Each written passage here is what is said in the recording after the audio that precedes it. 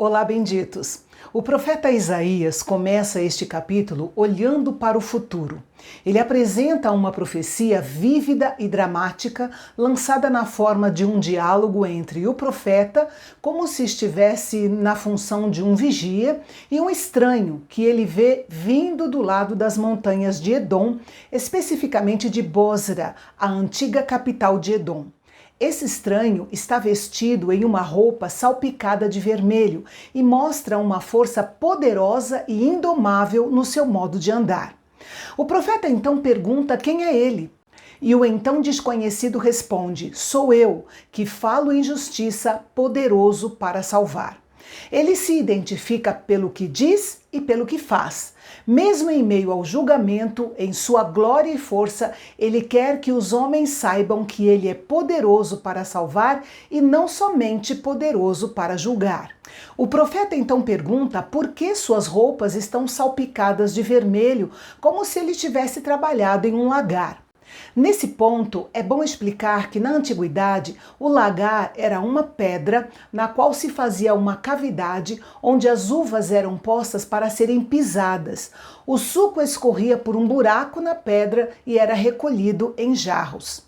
Quando os trabalhadores pisavam as uvas, o suco espirrava em suas roupas, o que dava um aspecto de que a roupa estava manchada de sangue. Isaías desenvolveu uma comparação detalhada entre pisar uvas e derramar sangue. Em resposta à pergunta do profeta, ele falou sobre o dia da vingança.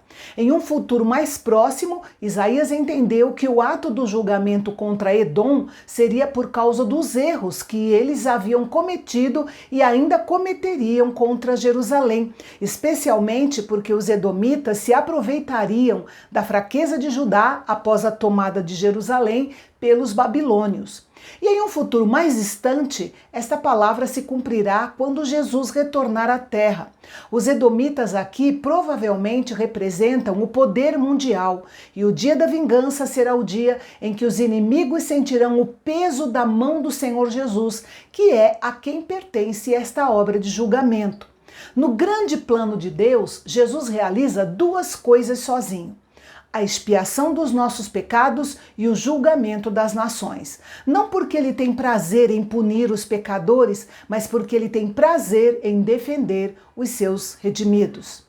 Observe a comparação entre os termos dia da vingança e o ano dos meus redimidos. Cada frase é simplesmente uma maneira poética de dizer tempo, mas Deus usa de maneira apropriada a imagem de um dia para comunicar sua vingança e um ano para expressar a sua graça. É interessante que o profeta não reconhece neste homem conquistador, com vestes salpicadas de sangue, o mesmo sofredor manso do capítulo 53, ou seja, o Messias. Em seguida, o profeta lança seu olhar para o passado, para o que Deus havia feito pelo povo de Israel. Esta oração é feita profeticamente como se Isaías fosse um dos exilados de Judá na Babilônia, lembrando que a invasão babilônica ainda não havia acontecido. Tudo o que vemos no livro de Isaías são profecias, ou seja, acontecimentos futuros. Essa oração começa primeiro relembrando as benignidades do Senhor. Ele o glorifica por seu amor, sua misericórdia, bondade e compaixão concedidos ao povo de Israel, especialmente entre aqueles libertados do Egito. Este é um exemplo glorioso de que mesmo nos momentos mais difíceis podemos louvar ao Senhor e lembrar da sua bondade. Deus identificou-se com o sofrimento do seu povo, como faz ainda nos dias de hoje. Ele não é um observador desapaixonado e insensível quando o seu povo sofre. Ele sofre com eles as suas aflições. A expressão "o anjo da sua presença" literalmente é o anjo do seu rosto. Essa expressão não ocorre em nenhum outro lugar na Bíblia, apenas neste capítulo.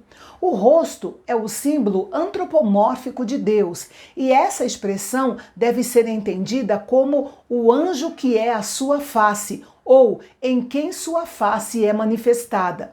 Deduzimos assim que esse anjo é o Senhor Jesus em uma das suas ações no Antigo Testamento. Mas, apesar dessa manifestação de amor e misericórdia de Deus, seu povo respondeu com corações frios, rebeldes e indiferentes, entristecendo o Espírito Santo. E para lidar com isso, Deus então passou a lutar contra eles. Note que esses poucos versículos falam de Deus Pai, Deus Filho e Deus Espírito Santo. No meio da disciplina do Senhor, o profeta, aqui profeticamente representando um dos exilados da Babilônia, se lembrou dos dias antigos e da ação da poderosa mão de Deus. Ele sabia que essa poderosa mão poderia ser levantada novamente em favor do seu povo.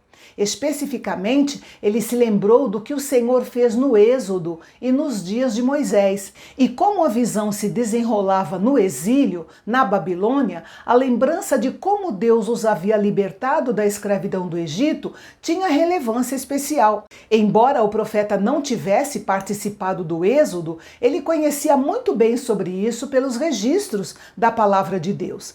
E então ele viu como as grandes obras de Deus no passado tinham um significado especial naquele momento de exílio.